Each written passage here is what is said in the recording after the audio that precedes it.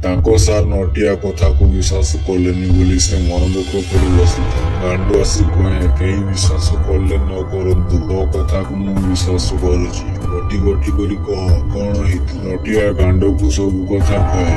ଏ କଥାକୁ ଚାବି ଶୁଣିନି।